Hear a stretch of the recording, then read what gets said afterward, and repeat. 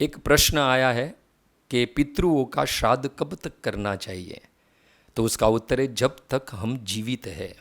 कुछ लोग कहते हैं हम गया में जाकर हमारे पितृओं का श्राद्ध जो है, तर्पण विधि जो है हमने कर ली है, अब हमें श्राद्ध करने की आवश्यकता नहीं है, हम हमारे पितृ ऋण से मुक्त हो गए हैं।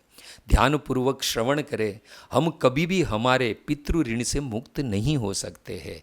इसलिए जब भी परम पवित्र पितृ पक्ष आरंभ हो तब हमें हमारे पितृओं की प्रसन्नता के लिए श्राद्ध, तर्पण, पिंडदान, भागवत पोथी दान, अन्नदान इत्यादि कार्य करने चाहिए। हमारे पितृगण जो है पितृलोक में वास करते हैं और यह पितृलोक जो है यमपुरी के निकट है। असंख्य मात्रा में जीव प्रतिदिन मृत्यु को प्राप्त होकर यमपुरी पहुंचता है। चित्रगुप्त के द्वारा कर्मों का लेखा जोखा देख नरक या स्वर्ग में भेजा जाता है और बड़ी बड़ी लाइन जो है वो यमपुरी में लगती है। इसलिए पितृओं को जो है एक वेटिंग एरिया में जो है प्रतीक्षा करने के लिए भेजा जाता है। वही वेटिंग एरिया जो है पितृलोक है, जहाँ पितृगण अपनी बारी आने की प्रतीक्षा करते हैं और वहाँ पितृलोक में वास करते हैं।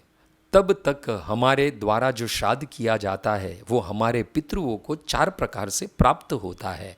स्वर्ग में अमृत के रूप में, पशु योनि में तृण घास के रूप में, पक्षी योनि में फल के रूप में और मनुष्य योनि में अन्न के रूप में प्राप्त होता है। पूर्ण वर्ष में हमारे पितृओं को प्रसन्न तथा तृप्त करने के लिए 365 दिन में हमारे पास मात्र 16 दिन है। इसलिए इस 16 दिन पितृपक्ष में श्राद्ध करें। श्राद्ध मतलब क्या? श्रद्धा दयति इति श्राद्ध। इसलिए श्रद्धा से जो है वो श्राद्ध करें। बनारस काशी में मणिकर्णिका घाट है। माता पार्वती के कान कर्ण का मणि गंगा जल में गिर गया था, इसलिए इस स्थान को जो है मणिकर्णिका घाट कहते हैं। उसी मणिकर्णिका घाट पर एक शिव जी का मंदिर है जो टेढ़ा है। क्यों टेढ़ा है?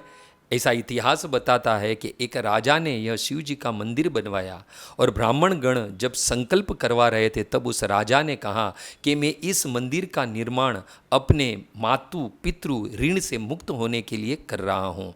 जैसे संकल्प के लिए हाथ में जल लिया और छोड़कर जब बोला कि मैं मातु पितृ ऋण से मुक्त हो जाऊँ, मंदिर समेत हमारे भोलेनाथ धरती में समा गए। शिव जी ने इशारा किया, संतति किसी भी प्रकार के अनुष्ठान से पितृ ऋण से उर्ण नहीं हो सकती है। इसलिए पितृपक्ष में श्राद्ध, तर्पण, अन्नदान श्रद्धा से करे ताकि पितृ प्रसन्न और तृप्त रहे। हरे कृष्णा।